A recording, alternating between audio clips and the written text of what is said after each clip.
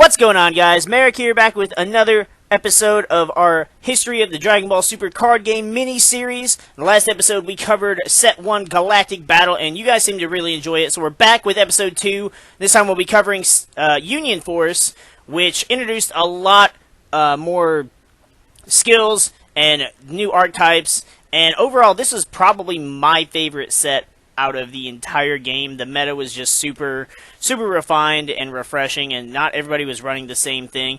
So, as with the previous video, we're going to be going over all the cards, which ones made an impact, which ones failed to meet expectations, and how some of these cards changed and defined the meta.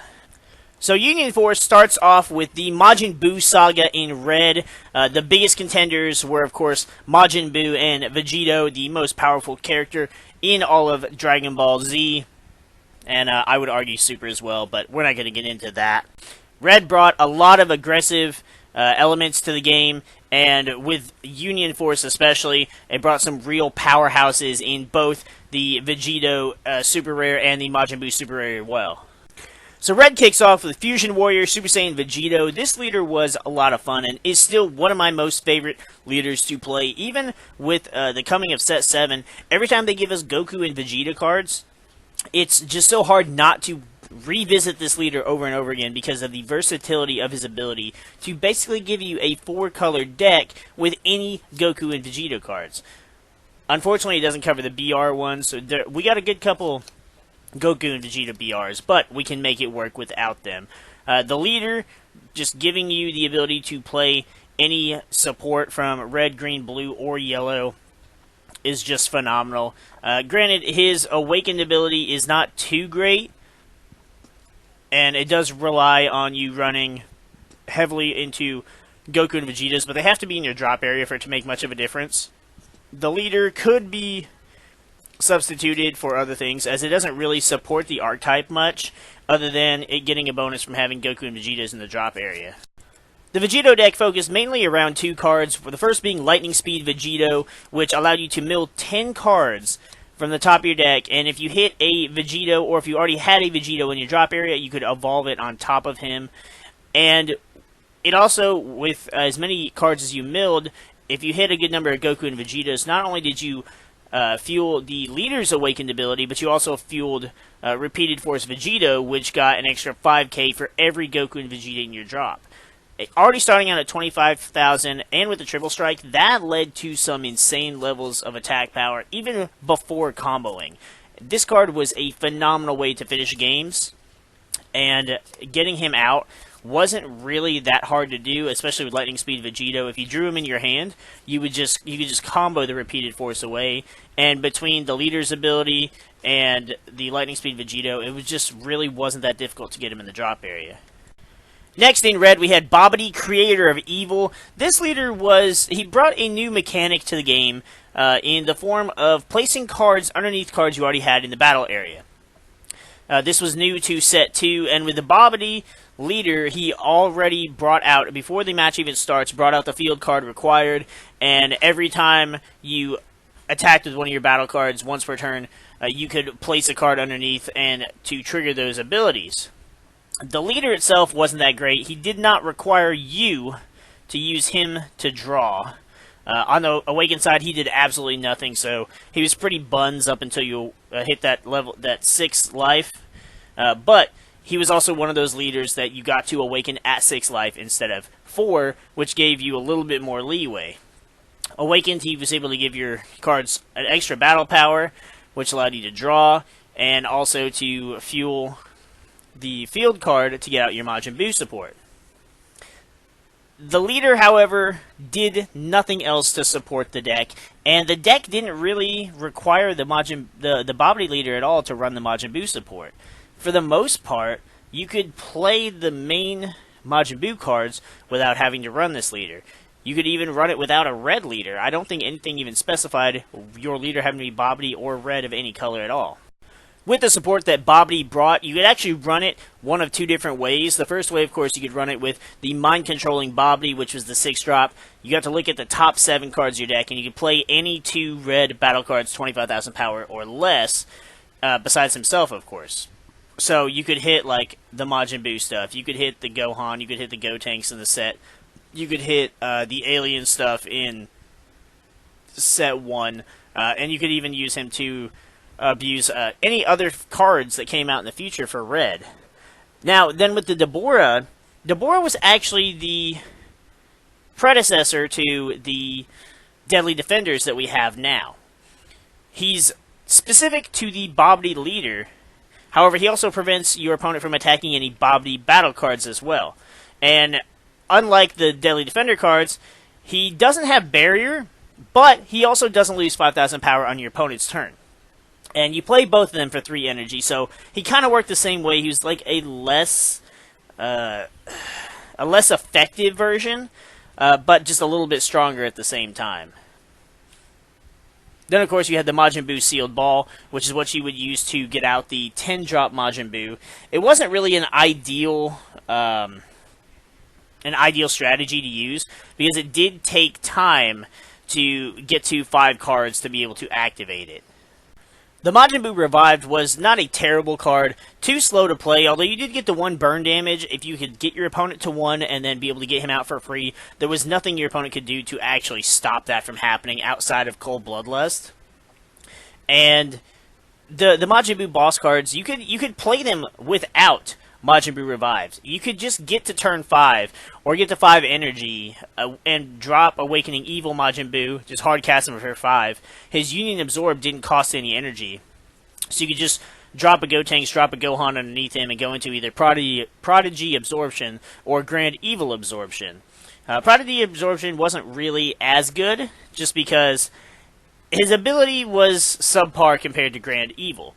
Granted, the ability to not be KO'd had its benefits, and definitely was a lot more effective once we got Dawn of the Rampage in set 3, and you could give him barrier. But Grand Evil, with the Gohan, he could attack twice, he had double strike, he could do the 2 burn damage, and he could stack battle cards in active mode. He was the ideal killing machine, the ideal finisher. But again, it didn't need or even require the Bobbity leader at all. You could run it with any leader you chose, and there was just better options if we're being honest about it. Bobbity just didn't bring a whole lot to the table. Meanwhile, the Majin Buu archetype, Grand Evil especially, and Awakening Evil would become more and more powerful as the sets released, and we got more support for Majin Buu and more Gohans, and even now, it may not be top tier, but running a Majin Buu deck, especially with Grand Evil Absorption, is a big contender to at least be competitive in the format we have now, because there is so much support for him. Then lastly, we wrap up Red with Soul Unleashed Son Goku. This leader was subpar, but definitely had his benefits, especially with the release of the Red Saiyan Negate. I can't for the life of me think of what it's called at the moment. But when you combine that with his awakened ability to basically give himself the same effect as a Sensu Bean and get that extra 5,000 power for the duration of the turn, it literally stopped certain decks in their tracks, especially decks that swarmed with weaker battle cards, worked well against stuff like Veggies, or even against Storm. Although not a whole lot of people used it because they would rather fight fire with fire than to use the super effective water type. This leader was kind of a standalone leader. He didn't have an archetype that supported him at all. He just kind of had battle cards that revolved around the same theme, being the Majin Buu saga and the Evil Wizard Bobbity saga. The best cards to really play with him was Ghost Attack, Super Saiyan 3 Gotenks, and the Miraculous Comeback Ultimate Gohan, both of which took advantage of you having less cards in your hand, which the leader kind of played off of as well, because you had to play a card from your hand to be able to trigger his ability. And both these cards took advantage of that so well. Being able to drop the Gohan to do double strike damage or to do burn damage and play him for 2 energy was insane. And with Super Saiyan 3 Gotenks, if you hit the board and you had less than 4 cards in your hand, all your tokens got double strike, and that usually meant game, because your opponent had to stop basically 8 attacks, 8 damage from hitting them. And if they didn't manage to do it and get rid of all of them during their turn, they were probably definitely dead during the next phase. While the Majin Buu saga support was really cool, honestly, I feel like for me, nothing was better than the blue support we got with the Future Trunks saga and the Goku Black timeline in Dragon Ball Super. This stuff had some of the craziest abilities and the most unique card interactions up to this point in the game. While the stuff did not stick around long enough to be super competitive after its release, during Set 2 it was insanely competitive, and now that we've gotten so much support for all these older archetypes with the Anniversary Box and with the release of Set 7, all three decks that are a part of Blue in Union Force are extremely viable, and I feel like they could all be competitive in their own ways. We're starting out Blue with my personal favorite, Goku Black, the Bringer of Despair. This leader kind of gave you an edge when it came to energy, as you could use his ability to ramp yourself up an extra energy for no cost. The only difference is you lost the energy at the end of the turn, but you were kind of right back where you were. You just had to manage your life a little bit better to make sure you had enough life to be able to place in your energy. And he also benefited from that as well, gaining an extra 5k and double strike when you got your life low enough due to his own awakened ability. Now, unfortunately, you didn't get to keep that energy even if you awakened, because the way autos work and the way the game mechanics work, and it would just kind of be a little OP if you did that. But looking at the way leaders are now, it wouldn't be as game breaking, but during the days of Set 2, it would have been a little too much to handle. While the deck did have plenty of support in Set 2, your main focus was Unstoppable Despair Goku Black Rose. This was by far probably my favorite card in the entire game at this point. The art was just super awesome. It's my favorite character. And then just the card itself, the ability was insane. Now granted, you had to get to 7 energy to be able to play him, which back then wasn't too big of a deal, just because the game was slower and there wasn't as much aggression as there is now, and draw power, and your opponent couldn't just swarm you. So getting that 7 energy wasn't that difficult, and then just dropping him and ripping 3 of your opponent's energy away, it was so, I don't want to say game breaking. It was just such a fun way to play the game though, and you pretty much just screwed your opponent over at that point.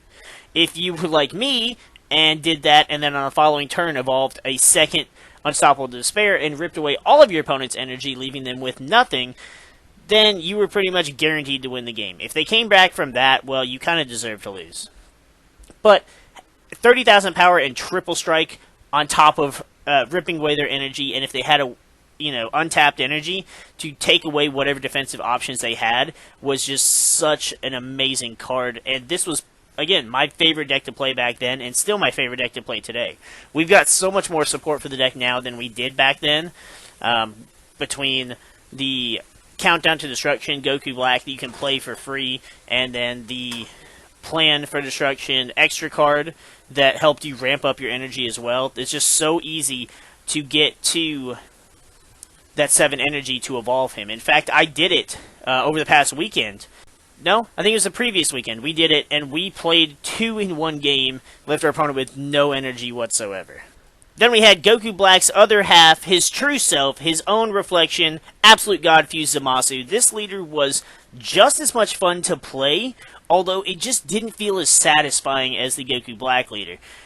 He didn't awaken until 2 life, but honestly, I feel like that kind of benefits you a little bit, because it gives you a little bit of longevity with his ability to be able to use your deck as life, and also because then you want to get those cards from your life into your hand. If you were to awaken at 4 or at 6 energy, and then those cards just sit there for the rest of the game, there's no telling what is there. You could be losing out on super combos, your negates, or even your boss cards. Being able to take hits and just mill from the top of your deck and not have to worry so much about life was, again, another unique ability. It was a little more difficult to manage back then, but now that we have cards that can put stuff from your drop back into your deck and kind of refill your deck a little bit, it kind of gives you another hit or two that you can take. You still had to avoid taking hits from, like, double strike and especially triple strike, but that's where you just kind of manage your energy and you look out for what to combo out of and what to negate. Infinite Force Fused Zamasu was another boss card that just had another crazy effect to go with it. You Union Petard him for 7, so the same amount of energy that you would play the Unstoppable Despair, But his effect was completely different, as far as it wasn't like super aggressively hitting your opponent. This card, on the other hand, every time you attacked with him, it took a card from your opponent's life, their hand, their field, and their energy, and put them at the bottom of their deck. So they're getting a card minus, they're basically going -3 and getting set back a turn. Once you got this out, there was no losing. Unless you just managed to get him out and didn't deal with your opponent's board, because that attack, even negated, that ability is going to go through, and you're going to take the damage regardless. So if you attack with the 30,000 and combo to make it enough to get the damage through, plus the ability, it was basically double strike, except it was a better double strike. And him having indestructible meant that there was no way your opponent could get him off the board, whether by attack or by card effect. So once he came out, your opponent had to kill you as fast as possible, and by that point, it probably wasn't very likely. At the time, it was much more difficult to play him, though, as you had to have a Goku Black, and the only other Goku Black we had was a 2-drop that all he did was he gained kind of like an indestructible ability. Not exactly the same, but a similar kind of ability when you had a Zamasu in play, and you had to have a Zamasu in play to be able to Patara him into, which both of them had indestructible. One of them was a 6 cost, the other one was basically a 3 cost with this leader, but that's it. They didn't really do anything. Now, you've got the Countdown to Destruction that you can play for free, and you've got a plethora of better Zamasu cards, especially with set 7 coming out. Now you'll also have the free Zamasu blocker that you can play when you have a Goku Black in your battle area. So basically, you get your energy up 5 or higher, then you're going to drop that Goku Black for free, play the Zamasu blocker for free. You've paid no energy whatsoever. You're free to Union Patara with it, which is also not 100% necessary, but it's another strategy you can use, because we also got the 4-drop Fuse Zamasu out of the anniversary box, where if you had 15 or less cards in your deck, then you could, for 2 energy, you could evolve the Infinite Force Fuse Zamasu on top of him, which, again, by that point, it's probably late in the game, and 1 good hit plus the ability is probably enough to finish off your opponent. The final leader in blue was Trunks, Hope for the Future, and this leader was actually a meta-defining leader. The rest of the archetype, not so much. It was more for fun, although I played this deck hardcore. Future Trunks is one of my favorite characters, and the Ace card is really a good and powerful card, as long as you can get it out. And of course, we've got support to get that card out a lot easier now. But the leader itself was just so good. All you had to do was combo card, energy 2 or less, and you got to draw a card. And it's not like there aren't a lot of cards that you can combo, especially since you're also going to run the free blocker Mai that you can play because your leader is Trunks, and it's also a 2-cost card, so you can combo her away and draw a card with it. When you're awakened, you draw a card when you attack anyway, so you're drawing 2 cards just from that, and you're getting extra combo power for nothing. This leader just went further than most of the stuff did in set 2, as far as meta goes, and even was one of the main contenders for the ridiculously aggressive blue decks that were to come around about set 4, when blue-yellow was just running rampant. Support for the archetype was plentiful. You had the Bulma 1-drop that allowed you to search your deck for any Trunks besides the 6-drop, and you had the Time Machine that lets you do the same thing with the top 10 cards of your deck. And if you had 4 or more energy, it was basically a free card because you got to untap an energy. This also allowed you to search out the Vegeta or any Gokus that you would run as well. The Vegeta wasn't a terrible card, it just wasn't a whole lot of useful. It is now, since we got the event pack Trunks that basically gets to play him for free, and then he, of course, brings back that Trunks, and decreases the evolve cost for Constant Hope down to 2. So, Constant Hope at the time, it was a power card, because if you had the Goku and Vegeta, he gained Triple Strike, he was 25,000, and every turn, every time he was attacked, every time he attacked, you got to combo with a blue card in your drop. So, you got to combo with a super combo, get an extra 10k, get an extra draw. That kept him not only from being KO'd, but also kept the damage he was intending to inflict from getting negated as well. Like I said, blue had a lot of support, and honestly, I feel like all three decks and all three leaders were extremely viable during set 2. We also gained a high amount of generic blue support in Union Force, probably the highest at the time of set 1 and set 2, maybe even 3 and 4 as well. You had the Zeno button that untapped all of your energy, all of your blue energy. It did take up your counter for the turn, but it gave you energy to combo with, or energy for future negates. Mafuba, one of the best negates in the game, and pretty much the only playable negate that could stop Victory Strike up until the most recent sets. There was one in green that kind of functioned the same way, but Mafuba was just better because green was just a severely lacking color overall. You had the group leader Pilaf that was a great card too. A counter card that negated an opponent's skill to be able to rip like Triple Strike or something like that off of a final push that your opponent made was just too good to pass up for one energy. Then we had Unyielding Spirit Trunks, which caused so much controversy that people actually complained and just bitched, and until Bandai eventually was like, hey, we're going to go ahead now and we're going to just limit this card to 1. That was during the blue-yellow bullshit.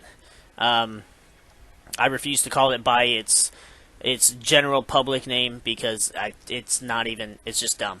But had the cards that caused that deck to be as degenerate as it was been addressed the way they should have been, or had been restricted play-wise the way they should have been upon release, Unyielding Spirit Trunks would have never been the issue. But nonetheless, very, very meta-defining card. Same thing with Courageous Heart Yajirobe. He was a revenge blocker for 2 energy, and it was so easy to play him in blue. You could splash him and just KO pretty much anything. Another great card to stop your opponent for going from game. And then you also had Whis the Sacred Guard. Probably didn't see as much play as Yajirobe, but it did see a good bit of play amongst blue-green decks and mono-blue decks in particular. He was a blocker that just couldn't be KO'd by skills. He could still be KO'd by battle, but as long as you could combo to keep him alive, he was not going anywhere. And a 20k blocker is nothing to scoff at either. Then we had probably the other most controversial card around this time was Zeno the Plain God. Now during set 2, just like Unyielding Spirit Trunks, he didn't do a lot. He wasn't this threatening card that just, pissed people off or made people just want to bitch and moan and complain about the game. Same thing with Unyielding Spirit Trunks. I ran 4 of it in any blue deck. I ran 4 in Goku Black, Trunks, Zamasu. I ran 4 in the set 3 blue Boo deck. The card never saw any hate at all until the degenerate crap in set 4. Same thing with Zeno. Zeno was not that big of a deal, even though he completely reset the game, but you had to play him for 7 energy. This card wasn't really relevant until Chain Attack Trunks came out, and you could play the Zeno for free and be able to do that, just ridiculous reset for half the energy and do it in half the amount of time.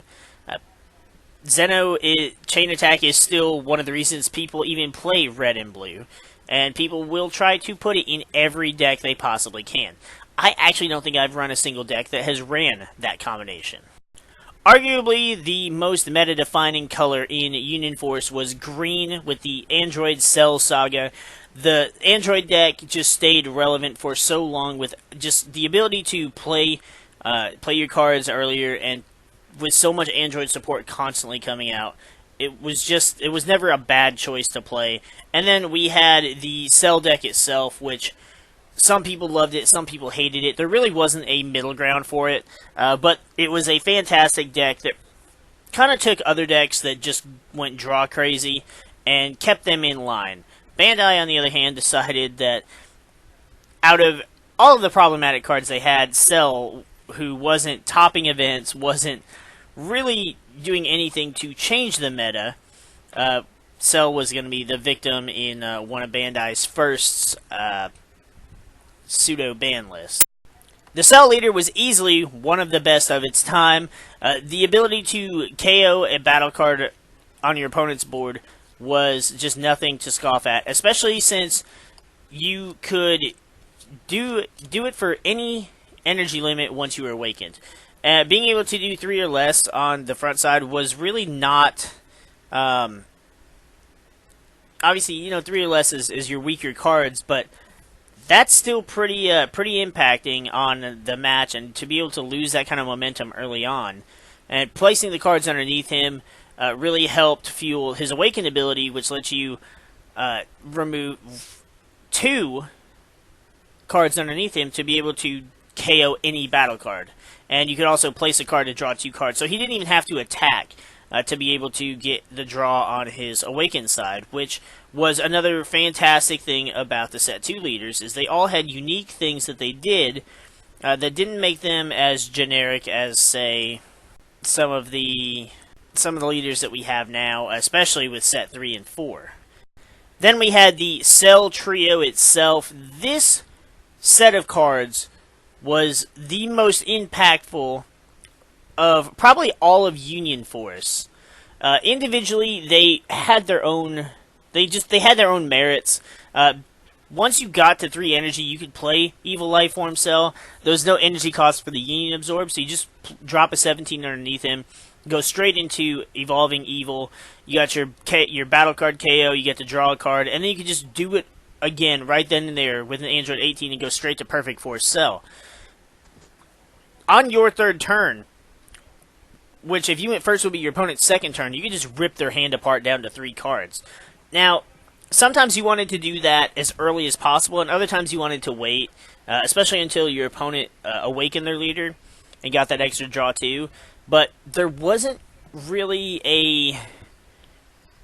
Normally there wasn't a wrong time to play Perfect Force Cell. There was just a better time to play it in certain instances. This card caused, again, so much controversy in later sets, but at the time of Set 2, it wasn't as threatening to people. You had people playing Cell, you had people that didn't play Cell, and sure, they kind of complained about Perfect Force Cell, but not to the extent that they did around the time of Set 4 when Bandai decided to limit Growing Evil Lifeform Cell. This deck was, in my opinion, the best counter to the meta decks, just because they revolve so much around gaining card advantage and just drawing, have a ridiculous high amount of cards in hand. And if you drop Perfect Force Cell on them at the most opportune time, you pretty much stole their momentum, turned the game in your favor, and if done properly, your opponent couldn't play out of it. Because then you've got a 30k double strike battle card that can just take them out at any time, KO their battle cards, and if you really wanted to go that route, you could just do it all again in the next turn with another Growing Evil Lifeform Cell. It is extremely frustrating for players like myself that did enjoy playing the Cell deck for them to limit the 3-drop. However, it didn't kill the deck. It did kind of take a little bit of consistency away from it. It forced you to play Cell's Rebirth. It also forced you to play the Cell leader, whereas a lot of people preferred to play the Android leader for a number of various reasons.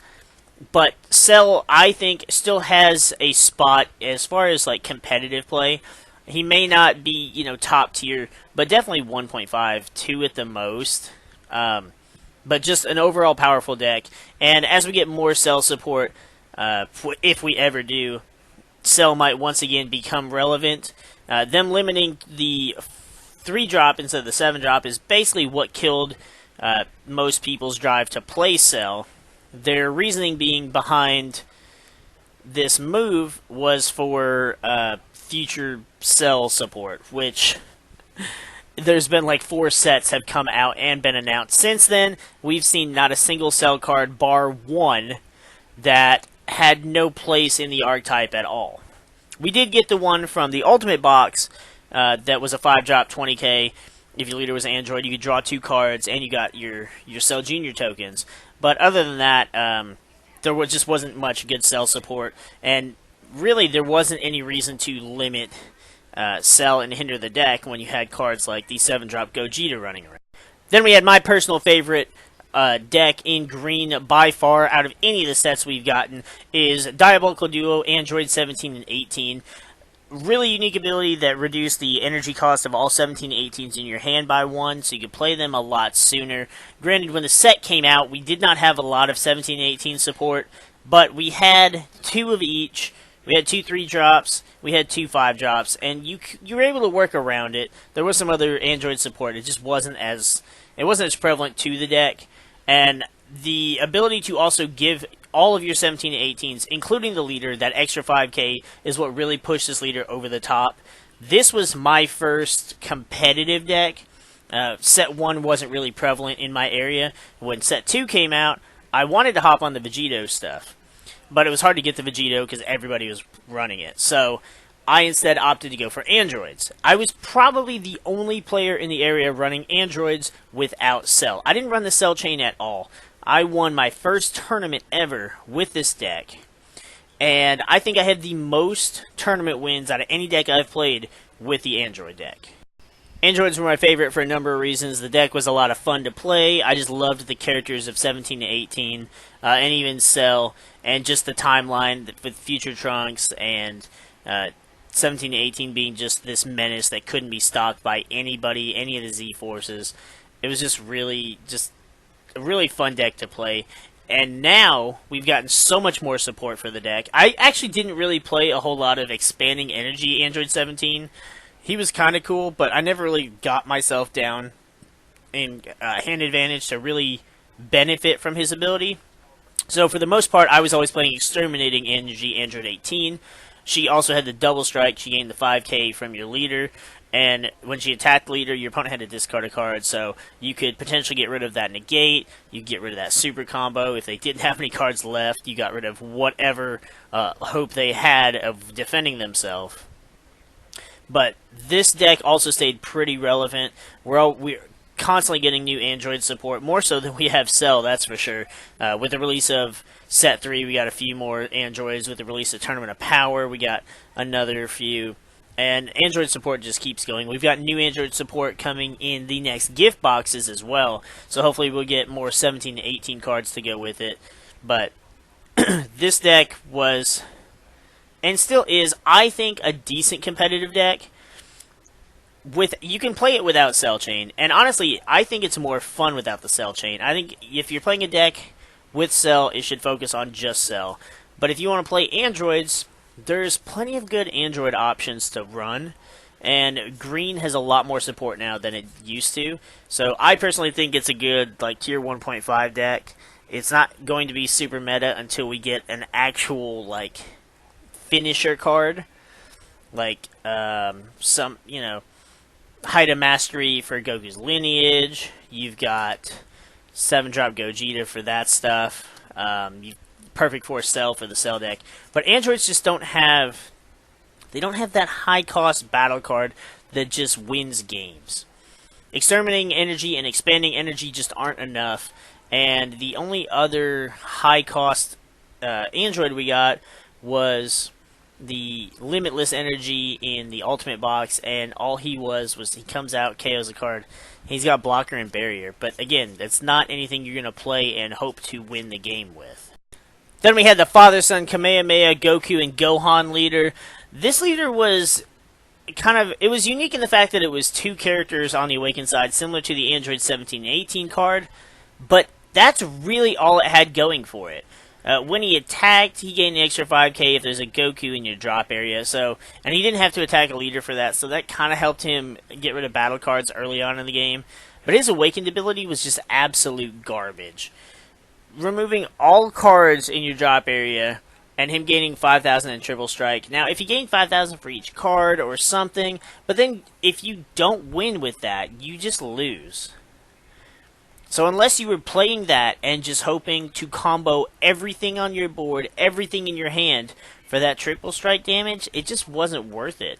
And this leader had no archetype that actually supported it. The Cell Saga Saiyan stuff, some of it kind of went together, but for the most part, it was just the theme. Nothing really had good synergy. Nothing really went together, comboed well together. It was all just a bunch of just different green stuff that kind of did its own thing, and none of it really cooperated together to actually make a serious archetype. And while the Gohan leader was lackluster, we did get a fantastic Gohan finisher card in the form of Piercing Super Saiyan 2 Son Gohan. His evolve cost was a little high, and there was a few targets you could use to evolve onto him. You could also play him with the 6-drop Super Saiyan Goku card that lets you play him from your hand. Now, that was kind of slow to get out, and while the Gohan was nice, did prevent your opponent from getting their combos off, it just didn't do a whole lot, and there was nothing to support the deck. There was nothing to support those particular cards. Now, we've got more cards since then that kind of can support Green Saiyan stuff, especially with the Super Saiyan 2 Gohan from the Anniversary box. It's a 4 cost that when you play him, you can just immediately play Piercing SS2 on him. Again, it's a powerful card, but with no support to really back it up, it just kind of fell to the side in place of everything else in the set, especially considering all the other green support. Green didn't get a whole lot of generic support, however, we did get 2 powerful cards in Enraged Gohan Awakening and Father-Son Kamehameha. The Enraged Gohan Awakening was a counterattack that didn't try and stop the attack. You just discarded a card and you killed whatever was attacking. This was another card that would get around future troublesome cards like Victory Strike. If you were playing green instead of blue, you couldn't run Mafuba, but you could run this, which wasn't stopping his attack, it's just blowing him up completely. And of course, this card was good to stop other high-cost cards as well, but honestly, it didn't see a whole lot of play. It was more of a side deck card. Now, Father-Son Kamehameha didn't see a whole lot of play either. However, I run this card in every green deck. The reason being is that 9 times out of 10, it's gonna have a use. 1 energy, you can KO a battle card with equal energy or less, or higher than your opponent's current energy. So if they played a good evolve target, or if they unioned, like with Cell, and they got out the big guy before they hit 7 energy, this card would get rid of that card for 1 energy. For me, this is a staple green card in every green deck. I run a minimum of 2. I run 4 if I have room, or if the goal is to just clear the board constantly. This card, I used to side deck it. But it got to the point where I was constantly side decking it games 2 and 3, and so I got to the point where I just decided to main deck it. It was like the Sensu Bean for green. It was just a staple green card. There was no reason not to run it, and if you didn't have room for it, you may as well have made room for it. Yellow was definitely the weakest color in Union Force. The cooler stuff was kind of hit or miss, but for the most part, none of it had any impact whatsoever. It was just completely fun decks, and some of the chilled stuff just didn't get any attention at all. The Metacooler archetype was the most viable from Yellow. Had a similar effect to Bobbity. When you started the match, you could get the field card, which was the Big Getty Star. Awakened, if you had more than 3 in play, you could choose a battle card and switch to rest mode. And when he attacked, you got to actually mill the top 3 cards of your deck, and then you could add a card to your hand, which would fuel your other abilities for the archetype. But again, Yellow was just so lackluster. The Metacooler deck was unique in a way because it kind of broke some of the rules of the game, but in breaking those rules, it didn't actually break the game. The Metacooler archetype did get the most support in Yellow, and had one of the most interesting sets of support as well, with the Infinite Multiplication Metacooler that you could have any number of in your deck, which you obviously wanted to have a lot more in your deck for the Big Getty Star, and to be able to use to really take advantage of other skills like the Awakening Core, giving all of your Metacoolers double strike, Metacooler also got the hit treatment from set 1, where the SPR for the super rare was basically the exact same art and image as the awakened side of the leader, just a little shinier.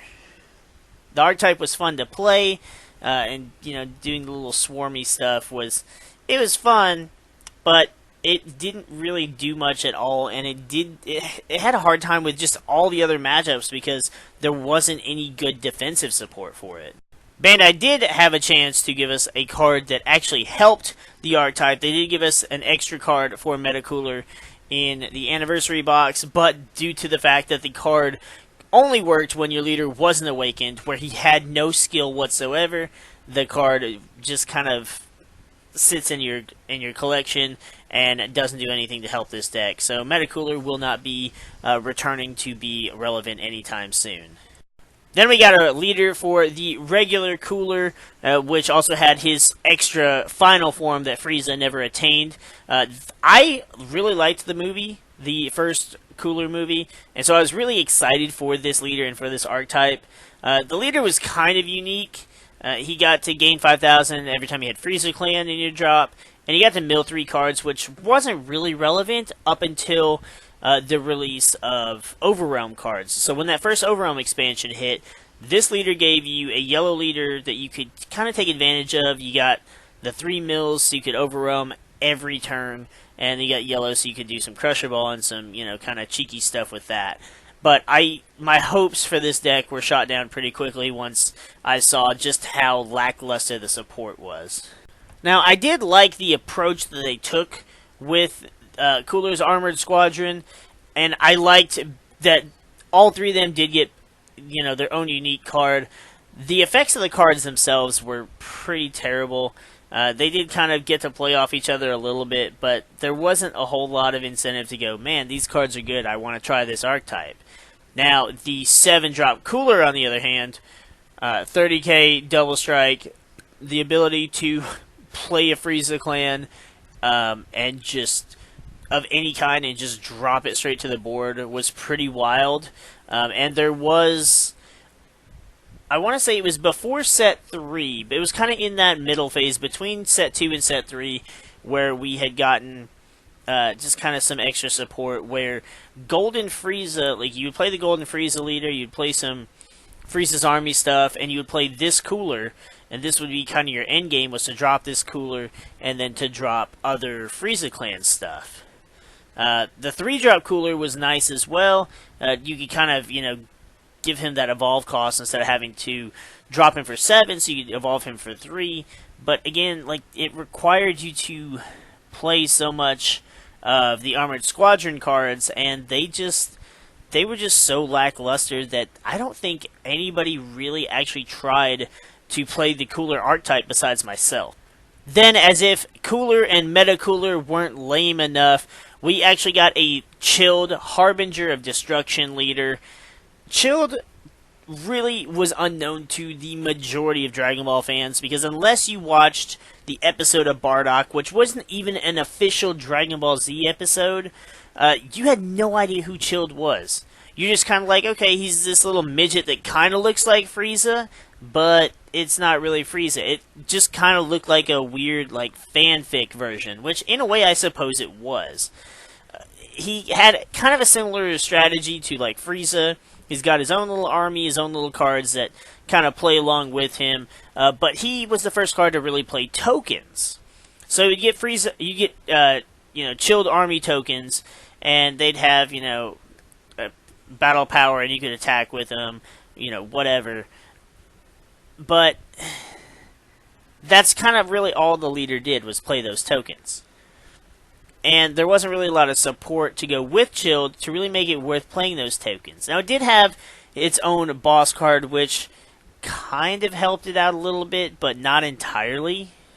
It was a 5-drop with 25,000, so it kind of stayed around the same power as others, but it did give your tokens the ability to combo.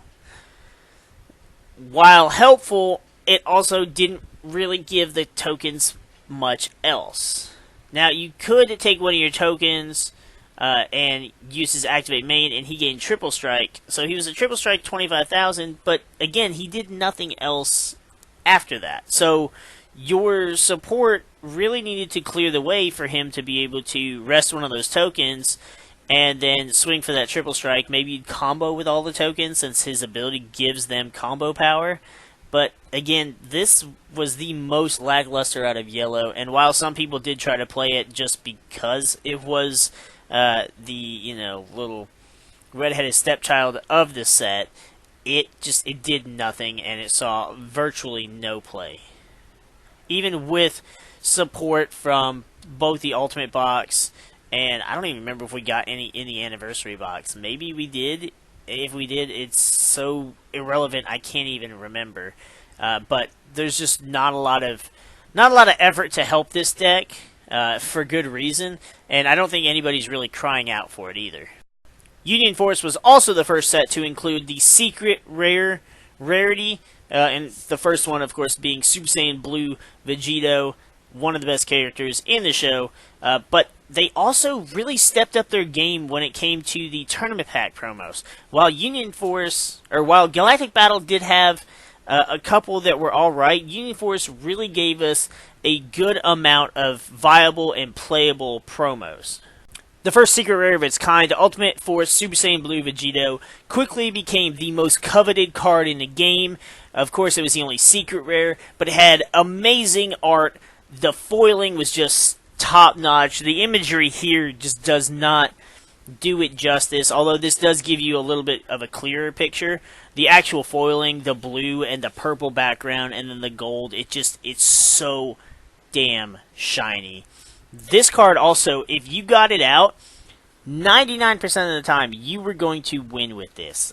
I will say, I had one guy who used to frequent our locals all the time, who was a huge Vegito fan like myself. However, Vegito was all he played, and once he got this card, he would try to drop this every game. And I saw him win with it. He dropped it on me one time, I believe. And he swung at me with all three triple attack, triple strikes.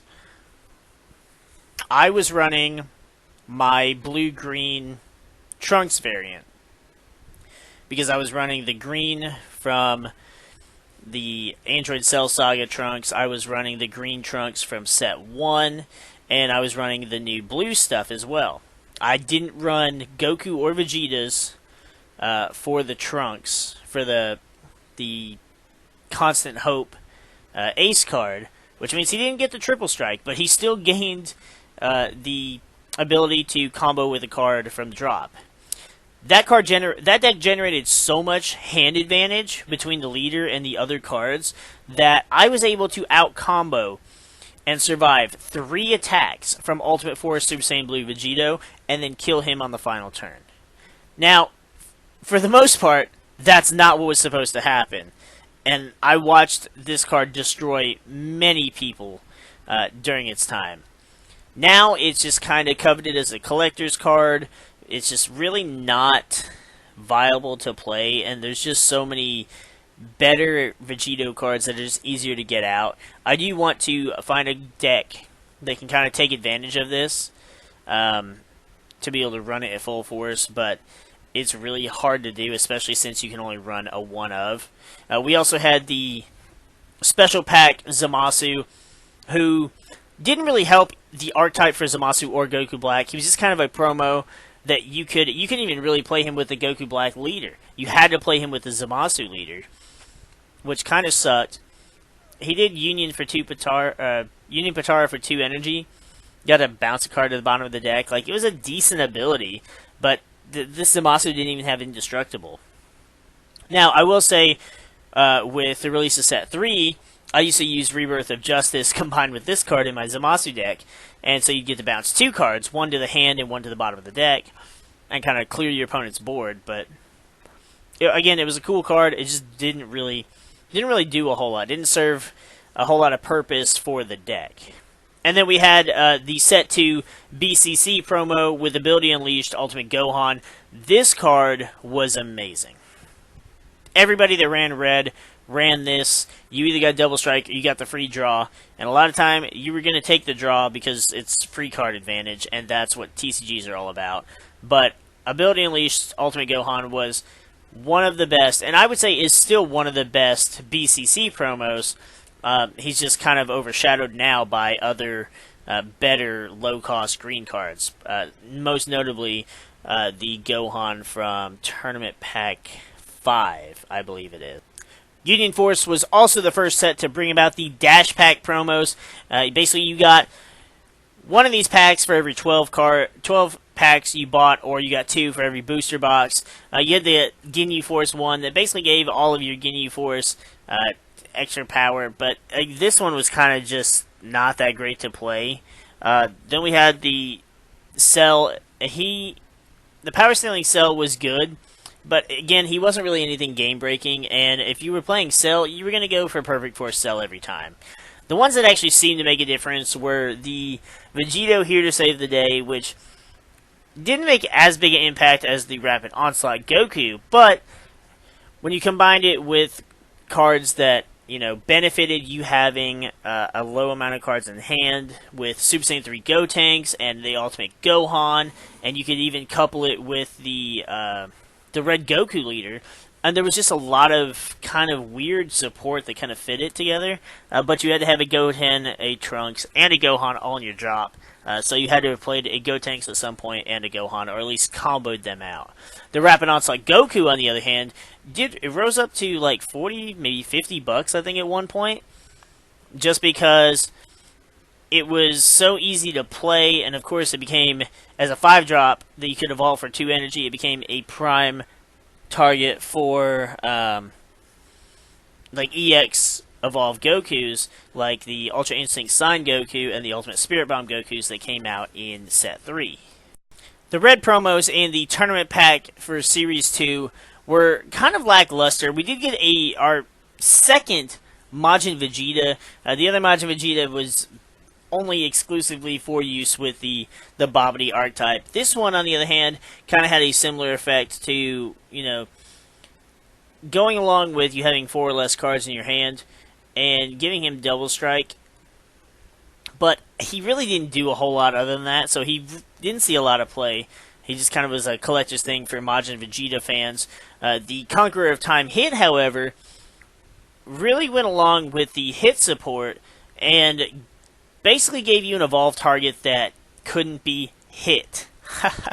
But seriously, gave you a target that you could ensure was going to survive long enough for you to evolve on top of. It was a good promo that was kind of a throwback to Set 1, and it was good. It didn't really see a lot of play because not a lot of people tried to play the hit stuff, but it was a good promo for its time. Blue had arguably my favorite tournament pack cards, both in Joyful Strike Goku Black and in the Bursting Energy Super Saiyan Vegito. The Goku Black got up to, I believe, $95 at the peak of its value for a foil, and the non-foils weren't even much lower than that. And there was a deck going around at some point that was it used this, it used the Joyful Strike, and along with the Gohan, the Super Saiyan 2 Gohan, it got a lot of traction. I never tried it out, so I don't really know how successful that deck was. And nobody around my area really played it. I actually pulled 3 of these Goku Blacks, and at the height of their value, and I wanted to sell them, even though I love the art. The foil is spectacular, and of course, Goku Black was one of my favorite decks to play. I just couldn't get anybody that actually wanted to buy them for what the card was going for. I had someone who was going to buy them. I was cutting it, I think, by like $20 a card. So I was negging myself by $60, but hell, to get rid of 3 cards and make that much money, I wasn't opposed to it. But they never ended up buying them, and then the Goku Black Joyful Strikes dropped significantly, so I'm just sitting there going, well, I guess I'll play with them. And I've had them ever since. The Vegito, on the other hand, was a good addition to the Vegito support, and I actually preferred this Vegito over Repeated Force. The only thing Repeated Force really did is he got really big. Like, he just tried to be overly emasculated. He was just a big muscle man. But this Vegito allowed you to manipulate your energy to be able to play more cards, make the best of your turn. I ran this one exclusively with the Soul Striker Goku because you can untap 2 energy with him and with the leader. And I actually ran a mono blue Vegito deck with this leader, or with the Soul Striker leader, this Vegito, and the Goku and Vegeta that came out of the expansion set. And I won quite a few tournaments with it, and because this leader, or this promo with that leader, was just so fantastic. And you could get him off of lightning speed as well because he met the same requirements. So I never really saw a reason to run repeated force over bursting energy. While I very much enjoyed having and playing both of those promos, the Chilling Terror Android 17 was the one I desired the most. Its value was about 40-ish, between 30 and 40 for a foil, and personally, I love this card. It gave me another android to play, and it gave you a card that prevented your opponent from drawing when they awakened. So they either had to try and get rid of this card, or in a lot of instances, I forced my opponent to awaken without getting the draw, just because they either needed the extra power to defend themselves or to get their ability on the awakened side. Probably still my favorite promo. Might even be my favorite card in the game still. This picture does the art justice, but doesn't do the foiling justice. Like, the cards are just so amazing. That's one thing Bandai did so well, was promos. Specifically the tournament pack promos. Some of the promos are not nearly as good, but these ones were amazing. Then we had the Determined Super Saiyan 2 Gohan. Another very sought after card. I think it got up to about 40 itself, maybe. Might have got a little higher. I personally didn't care for it. I didn't value it nearly that much. It had critical, which is nice because there wasn't a whole lot of crit, especially for green at the time. And the ability to come in and KO a card was nice, but you had the Cell Leader to do that. You had Father-Son Kamehameha to do that. So for 4 energy, he was only at 15k. Like, it just, I don't know. To me, he was lackluster. But he definitely served his purpose in the meta. Or not really in the meta, but he served his purpose in the game, and he did see a good bit of play in, like, green-blue decks during the time of Set 2 and a little bit after that. Then lastly, we had the 2 yellow cards for Tournament Pack 2, and they were Occupation of Evil Frieza and Ginyu the Reliable Captain. The Occupation of Evil Frieza was nice in the way that it kind of allowed you to play that 7-drop Frieza without having to wait so long to do it. But it didn't really get a lot of play. Like, it was one of the promos that when you got a tournament pack and you opened the Frieza, you were disappointed. You were much more disappointed when you didn't get the foil one. At least with some of the cards like Joyful Strike or the Chilling Terror, even if you didn't get a foil, you're just happy you got one of the better promo cards. Reliable Captain, on the other hand, had a really unique foiling to it, but it looked nice. And it gave Ginyu Force a much-needed boost. You had to play every other Ginyu from your hand when you played him, which allowed you to just drop and swarm the field. And then on top of that, he gave you an evolve cost for the 6-drop, so you didn't have to wait as late to play that Captain Ginyu card as well. Ginyu Force really didn't really do a whole lot as far as the competitive scene, but it definitely was a fun deck to play. Ginyu Force is just one of those things that it's one of the best parts of the Frieza saga, and I think besides the original Super Saiyan transformation, it's my favorite part of the Frieza saga. I didn't really care much for Frieza, but I did enjoy the Ginyu Force a lot, and getting more and more Ginyu Force support is pretty fun too. We did get another Ginyu Force archetype with Clash of Fates. They don't work well together. I did try to run a yellow-red variant, but it just required so much extra planning to make sure you could get the plays off just right, and it just wasn't as fun. The red is fun on its own, but it didn't really interact well with the yellow. Then we did get a promo in the anniversary box for the yellow Captain Ginyu build, but again, I really don't see that card doing a whole lot to help the Ginyu Force. They're going to need either a complete revamp of the archetype, or they're just going to need a lot of better support cards, because really, the yellow Ginyu Force stuff we have now, the abilities are just kind of garbage at this point. As I said before, Union Force is my favorite set to have come out, I think, overall, and it had a much bigger impact on the competitive scene and the meta in general compared to Galactic Battle. Of course, that being the first set, it was kind of bound to happen anyways, but there was just so much good in Union Force, especially between green and blue with androids and Cell, and the Goku Black Zamasu stuff, Trunks in general. Just, there was a lot of stuff you could do with it. The Vegito stuff had potential. It's better now, but it's still just, it needs something.